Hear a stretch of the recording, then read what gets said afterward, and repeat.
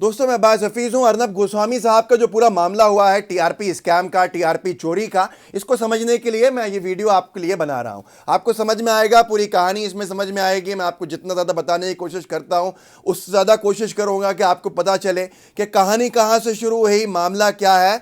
मतलब शुरुआत जुर्म से लेकर अर्नब गोस्वामी रिपब्लिक वालों की गिरफ्तारी तक की कहानी यहाँ पर समझनी होगी कि वो कैसे अब उनके सामने क्या क्या परेशानियाँ खड़ी हुई हैं और बचना क्यों मुश्किल है। देखिए, ये पूरा का पूरा टीआरपी का गेम है। टीआरपी मतलब कौन सा ज़्यादा चैनल देखा जा रहा है, रेटिंग्स क्या हैं चैनल्स की, नंबर 1 पे जो होता है, नंबर 2 पे कोई होता है, नंबर 3 पे कोई होता है। जिसकी टीआरपी सबसे ज़्यादा होती है, बार्क करके एक संस्था है, ये टीआरपी जारी करती है। हर हफ्ते की टीआरपी जारी होती है कि सबसे ज़्यादा कौन सा चैनल देखा गया, दूसरे नंबर पे, तीसरे नंबर पे कौन सा, और ये पूरा का पूरा इसके आंकड़े हैं। उसी के हिसाब से विज्ञापन का रेट तय होता है। जो कंपनीज को विज्ञापन देना है, जिनकी ज़्यादा टीआरपी होगी, उनको सेम विज्ञापन का ज़्यादा पैसा मिलेगा, और टीआरपी अगर कम होगी तो सेम विज्ञापन का इनको कम पैसा मिलेगा। मतलब यह है कि अगर आपका बहुत ज़्यादा दर्शक देख रहे हैं तो आपको बहुत ज़्यादा पैसे मिलने हैं एक ही विज्ञापन के, भले ही जिसके लिए दूसरे को कम पैसे दिए गए हों।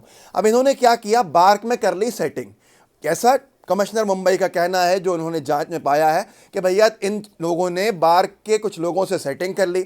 बार्क क्या करता है, टीआरपी आप पूरे देश में तो लगा नहीं सकते हैं मीटर, ये मीटर लगाते हैं जिनको बारोमीटर कहते हैं, जिसमें टीआरपी की रेटिंग आती है कि घरों में कौन ज़्यादा चैनल देखा, कौन सा चैनल जो है वो ज़्यादा देखा जा रहा है। अर्नब गोस्वामी के लोगों ने किसी से साठ गांठ की, जो भी किया, उन्होंने इनको कुछ लोगों से मिलवा दिया, जिन्होंने उनके घरों के अंदर ये कह दिया कि साहब आप दिन भर जो है रिपब्लिक टीवी देखते रहिए, जो ये चैनल देखते रहिए जिनके भी नाम आए हैं। अब यहाँ पर क्या होता है कि 40,000 जो मीटर्स हैं 40,000 घरों में लगे हुए हैं बम्बई में, जिनसे कि रेटिंग्स ली जाती हैं। तकरीबन 1.5 से 2 लाख लोग, इसको मतलब सैम्पल साइज़ होता है। उन 40,000 घरों के अंदर ये सख्ती से ताकीद की जाती है बार्क की तरफ से कि कोई अगर आपके पास सेटिंग करने आए तो आप फ़ौरन पुलिस को सूचना दे दीजिए, आप कोई ऐसी गड़बड़ी मत कीजिएगा।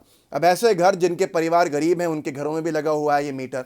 40,000 में से ऐसे भी बहुत सारे हैं। तो गोस्वामी साहब के जो भी मिलने वाले होंगे, उन्होंने ऐसे कुछ घरों के अंदर डील करा दी कि साहब दिन भर जो है आप रिपब्लिक टीवी चलने दीजिएगा, जिससे कि रेटिंग मीटर जो है वो तेज़ी से चलेगा इनका और रेटिंग बढ़ जाएगी। इसमें झोल क्या हुआ है, एफआईआर जब हुई तो उसके अंदर कहा गया कि ऐसे कुछ घरों के अंदर झोल चल रहा है जिसकी जांच करनी चाहिए।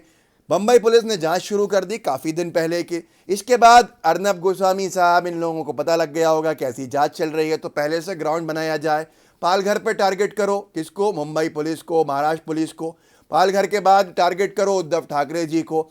उसके साथ साथ दूसरे सुशांत सिंह राजपूत, जिस केस को सुसाइड कह दिया एम्स ने, उसके ऊपर टारगेट करो, धमकियां दो, ताकि जो आने वाला मामला है जिसके अंदर ये पूरी की पूरी जांच सामने आएगी कि रिपब्लिक ने धोखाधड़ी की, तो अर्नब गोस्वामी चिल्ला चिल्ला के कहेंगे, देखिए मैंने साधुओं के समर्थन में काम किया था, मैंने सुशांत के लिए न्याय मांगा था, इसलिए उद्धव ठाकरे जी ने मुझसे दुश्मनी निकाली और मुंबई पुलिस से ये काम करा दिया। कोई भी समझदार जो गड़बड़ करने वाला होता है वो ऐसा ही करता है कि पहले तो पूरा जब उसका गुनाह सामने आने वाला होता है तो उसके एक समर्थक बेस बना लो और बार बार जो एक्सपोज करने वाले हैं तुमको, उनको गालियां देने लगो ताकि समझ में आने लगे। आप जानते हैं कितने करोड़ों का ये पूरा का पूरा घोटाला है?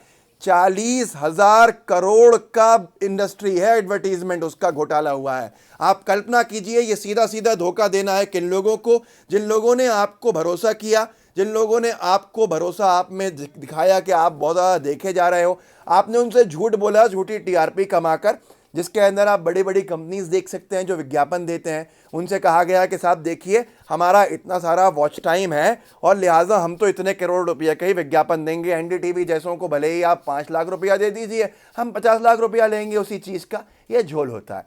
धोखा कहाँ पर हुआ है? बैंक अकाउंट्स क्यों फ्रीज करने की बात हो रही है? क्योंकि आपने लोगों से बोला जबकि वो सच नहीं था। सच कुछ और था कि आपकी इतना लोग देख ही नहीं रहे थे। फिर भी एक मिसाल देके आपको समझाता हूँ। जैसे कि मैं ये कहूँ कि मेरी इस रोड के ऊपर ये जो हाईवे जा रहा है, ये दिल्ली बॉम्बे कह लें या किसी भी शहर का कह लें, ये जो रोड जा रहा है, इस रोड पे साहब मेरा तकरीबन 100 होर्डिंग्स लगे हुए हैं।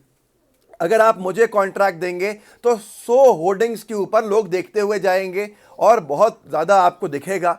दूसरा है जो वो 20 होर्डिंग लगाया हुआ है तो उसको तो कम पैसे मिलेंगे। 100 होर्डिंग के हिसाब से विज्ञापन देने वाले ने पैसा दे दिया जिसको झूठ बताया गया, और ये एग्जाम्पल है। लेकिन असलियत के अंदर सिर्फ 20 होर्डिंग थे और जिसने ईमानदारी से कहा कि हाँ मेरे 20 होर्डिंग लगे हुए हैं तो उसको 20 होर्डिंग के पैसे मिले, और दूसरा जिसके 20 होर्डिंग थे उसने झूठ बोल के कहा कि 100 होर्डिंग है तो उसको तकरीबन 5 गुना ज़्यादा पैसे मिले। तो यहाँ धोखा किसके साथ हुआ? विज्ञापन वालों के साथ। इसीलिए 420 और 120 बी की धाराएं लगाई गई हैं। 420 सीधे सीधे फ्रॉड है, और 120 बी साजिश में जो लोग शामिल होते हैं, आईपीसी के सेक्शन ये कहता है, उन सब के ऊपर भी कार्रवाई होगी। अब अर्नब जी कल चिल्ला के बोलने लगे कि साहब ये तो इंडिया टुडे का नाम है। तो सच्ची बात ये थी कि शिकायत जिसने एफआईआर दर्ज कराई थी, जब भी उसने इंडिया टुडे का एक व्यक्ति और था जिसने शिकायत दर्ज कराई थी, उसने इंडिया टुडे का नाम लेके कहा था, पर तथ्य में साबित नहीं हो पाया था। जब पुलिस ने इन्वेस्टिगेशंस किए तो जिन लोगों के घर में ये धोखाधड़ी चल रही थी, 12 मीटर जहां सेट था, उन्होंने कहा कि रिपब्लिक टीवी देखने के लिए हमसे कहा गया था। पुलिस के पास बयान मौजूद है, मुंबई पुलिस के पास। पुलिस ने उसके ऊपर कहा कि देखिए बहुत कम होती है, कंटेंट जो होता है एफआईआर का कम होता है, और उसके बाद इन्वेस्टिगेशन में पता चलता है पुलिस के कि कौन कौन था। तो जो इंडिया टुडे का नाम था, मैं नहीं समर्थन कर रहा कि वो नहीं होंगे। आगे जाके जांच में हो सकता है कोई गवाह खड़े हों कि हाँ इंडिया टुडे को हमने चलाया है अपने घर में, इन्होंने हमसे कहा था। लेकिन अभी तक जितना इन्वेस्टिगेशन किया वहाँ हर जगह रिपब्लिक टीवी का नाम लिया कि साहब रिपब्लिक भारत चलाने को हमसे कहा गया, कहीं रिपब्लिक टीवी चलाने को, रिपब्लिक वर्ल्ड जो है चलाने को कहा गया, ऐसे लोग जो हिंदी जो अंग्रेज़ी जानते भी नहीं थे उनसे कहा गया। तो इसमें ये पूरा झोल है, ये बच नहीं सकते। अगर ये क्रिमिनल केस भी करेंगे तो शायद ये जाएंगे भी नहीं, वरना आज चले गए होते। पिछले सारे केसेस में ये फौरन चले गए थे। अभी क्या हुआ है, एफआईआर के अंदर अरेस्ट वारंट इनका नहीं निकला है। अभी इनके सिर्फ एक एसोसिएट प्रोड्यूसर भंडारी को बुला के जांच की है, इसलिए ये अभी खामोश बैठे हुए हैं, ये अपनी फेस सेविंग सिचुएशन के अंदर हैं। लेकिन हैरत की बात यह है कि बहुत बड़ा नुकसान इनको ये हुआ है कि बजाज जैसी कंपनी ने, राजीव बजाज ने साफ कह दिया है कि हम नफरतबाज और झूठों को विज्ञापन नहीं देंगे। मतलब जिस विज्ञापन की इंडस्ट्री के ऊपर ये जी रहे थे वही पूरी तरह से इट्स ऑल शेकन नाउ, पूरी हिल गई है, इसलिए इनको बड़ी परेशानी है। तो आप समझ गए होंगे जो मैंने आपको बताया कि मामला क्या है। और सुधीर चौधरी ने 2 दिन पहले ये पूरा का पूरा मामला पूछा भी था बम्बई के पुलिस कमिश्नर से। उन्होंने कहा भी था कि सीधे सीधा मामला पैसे का है, हम अभी सुनेंगे किनको जो विज्ञापन देने वाले थे, उसके बाद गोस्वामी जी हो या कोई भी हो उनके ऊपर कार्रवाई करेंगे। तो ये खेल जो आपको दिख रहा है ये सिर्फ उतना नहीं है दोस्तों, ये उससे आगे का खेल है। ये सिर्फ और सिर्फ जो अर्नब गोस्वामी दिखाने की कोशिश कर रहे हैं कि ये एक तरह से वेंडिटा पॉलिटिक्स है, हमसे दुश्मनी की जा रही है, नहीं, ये पूरी जांच पड़ताल की गई है। इसके अंदर सीधे सीधे नाम सामने आए हैं और उसके आधार पे काम किया गया।